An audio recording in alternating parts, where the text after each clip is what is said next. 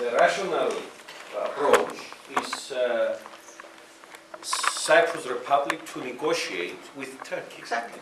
But here we have a significant problem. Turkey does not recognize Cyprus Republic. And we have the decision and the resolutions of the United Nations saying that the two communities, through the intercommunal talks, to find the way of achieving a solution of the Cyprus issue. Let's say, this is an hypothesis, that we say, Greek Cypriots, look, we don't want to continue the negotiations with the Turkish Cypriot community because Turkish Cypriot community is under the control of Ankara and Turkey, so we want to negotiate with Turkey. What the result will be? Turkey will say no. The resolutions of the United Nations are saying that the two communities must find their own way. So I don't want to negotiate with Cyprus Republic. Then who is going to be guilty for the stalemate on the Cyprus issue? So we, based on the UN resolutions on the issues of the procedures, let's say, in order to achieve a solution, and at the same time we work in order international community to exert its influence and its pressure on Turkey in order to leave the Turkish Cypriot community to negotiate. And of course Turkey herself to make her own duties, to fulfill her own duties, and to terminate her presence on the island. Is not an easy job. For 36 years now we are discussing, trying to find a solution. But this is the way. Otherwise we will give an alibi to Turkey to say that, look, I'm not the transigent part of the negotiations or the efforts of having a solution. The transigent part is the Greek Cypriot administration. And Turkey now says that I want a solution as soon as possible, and the obstacle is the Greek Cypriot administration, because doesn't want a solution on the Cyprus issue. They are a member of the European Union and they want Turkish Cypriot to be isolated and not to be part of the European Union. So we are trying, on the basis of what until today all the Greek Cypriot leaderships have been done until now, and of course together with the Turkish Cypriot community. We have a momentum. The momentum is the European aspirations of Turkey and the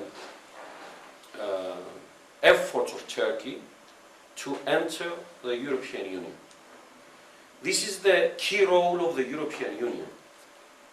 The European Union has to exert its influence on Turkey to convince her that it will be on her favor if Turkey say yes to a solution to the Cyprus issue. She will help herself. She will have a problem less to face towards her process to the European Union.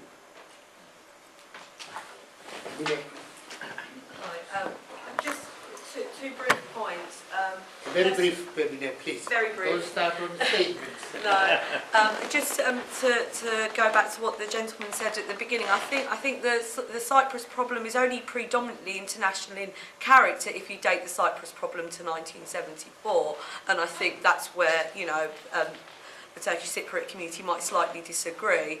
But also the second point is, considering that the title of the lecture is 50 years on and Cyprus independence, is Cyprus fully independent? With lots of all the other former colonies, we had the Independence Act. With Cyprus, we have the Cyprus Act. Is it not great if 50 years on we can actually campaign for a Cyprus Independence Act as well? Because is it not the problem that a country is only fully independent if its territory and its resources are decided by its people? So, for example, if you've got the example of the so-called dodgy dossier, whereby it was the argument for Britain to attack Iraq, to go to war with Iraq, was because Saddam had the potential to attack Britain in 45 minutes. When we're reminding Turkey that Cyprus is not part of Britain, Turkey, should we also not remind Britain that Cyprus is not part of Britain either? And the fact of the matter was, because Saddam had the potential to attack British bases in Cyprus, was the argument behind attacking a sovereign state illegally. Despite the problems, the occupation, the presence of British military bases, and despite the political problems, Cyprus Republic is a fully independent state, an equal member of the United Nations, an equal member of the European Union, and that's why I said in my speech that despite the problems, the 50 year of independence is a tangible element of having this independency and finding our way to the international political scene.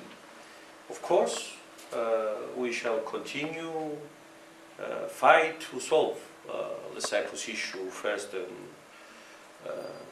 this is vital, this is very significant in order to safeguard our future. Otherwise, we will live under the threat of the presence of thousands of occupation troops, of settlers, and many other things that are resulted from the occupation in Cyprus.